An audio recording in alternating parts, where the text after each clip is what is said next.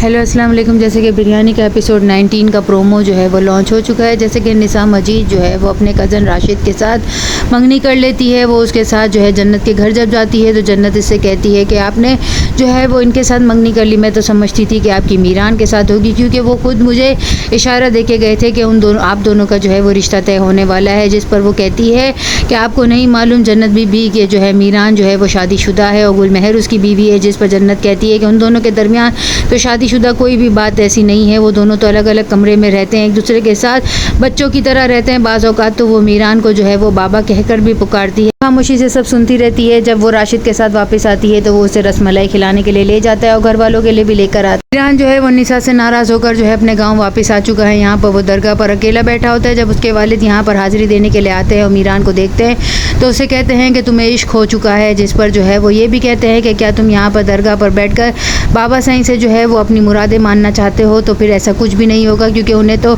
खुद अपनी मुराद जो है वो नहीं मिली थी। और अगर तुम इश्क करते ही हो तो इस तरीके से दरगाह पर बैठने से क्या होगा। यहाँ पर वो जब घर आता है तो गुलमहर के साथ उसकी बहस छिड़ जाती है और फिर वो उसे कहता है कि आप तो जो है अपने फ़ैसले में अटल थी, अपना फ़ैसला खुद कर सकती थी। दादा साहब के सामने जो है आप मना कर देती मुझसे शादी करने के लिए। कहती है कि मैं मजबूर थी, मेरी कौन सुनता, मेरे साथ हारून था और हारून को जो है मैं लेकर कहीं किसी और के दर पे कैसे जाती और कौन मुझे जो है वो इस सूरत में हारून के साथ कबूल करता। यहाँ पर वो ये भी कहती है कि तुम तो सब कुछ जानते थे, तुमने तो खुशी से रंगों और तितलियों वाला जो है हार पहना था और अपने दोस्तों के साथ भंगड़ा भी डाला था। आप भी तो मना कर सकते थे, हालांकि तुम इतने बच्चे नहीं थे।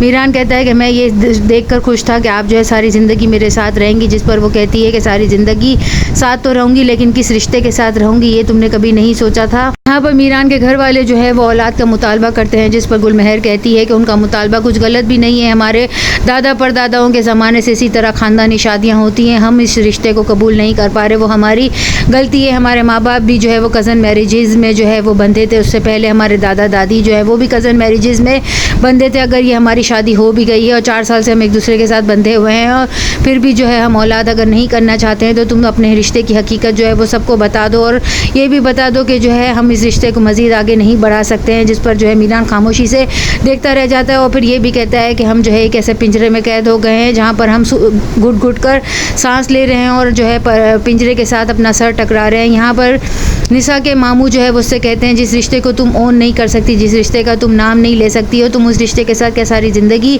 गुजार लोगे। निसा ऐसा नहीं हो सकता, तुम खुद को भी फरेब दे रही हो और हम सबको भी धोखा दे रही हो। जो है वो गुलमहर की और जो है मीरान की एक ऐसी पिक्चर जो है वो बनाता है और फिर आकर गुलमहर को दिखाता है। जिस पर वो मीर से कहती है कि देखो इसने हमारी जो है तस्वीर बनाई है कि हम दोनों आपस में लड़ झगड़ रहे हैं, हम ऐसे कपल हैं। जिस पर मीरान जो है कुछ भी नहीं कहता और खामोशी से आगे बढ़ जाता है। कि दोस्त जो है वो निसा को कहती है मीरान ने लगता है यूनिवर्सिटी छोड़ ली है, वो अब हमेशा के लिए गाँव चला गया है और ये सब उसके लिए भी बेहतर है और तुम्हारे लिए भी बेहतर है। वो अब लगता है दोबारा शहर कभी वापस नहीं आएगा। यहाँ पर निसा कहती है कि मीरान को भी लगता है इसी तरह की सिचुएशन का सामना करना पड़ा होगा। गुलमहर जो है वो अपना आप मनवाने के लिए जो है बार बार मीरान से बहस करती है और फिर ये भी कहती है कि हमारे घर वाले जो है वो हमारे जो है ज़िंदगी में ही जो है अपना जानशीन चाहते हैं। तुम क्या इस फैसले को जो है ओन कर सकते हो या नहीं कर सकते, तुम्हें अपना फ़ैसला जो है घर वालों के सामने रखना होगा। यहाँ पर बाबा साईं जो है वो मीरान को कहते हैं कि शिकस्त मानना और हार मानना जो है वो ठीक होता है, लेकिन इस तरीके से जो है पीठ पीछे भाग जाना जो है वो सही नहीं है, बुज़दिली की जो है निशानी है। नेक्स्ट एपिसोड में और क्या होता है चैनल के साथ बने रहे, लाइक करें, शेयर करें और सब्सक्राइब करें।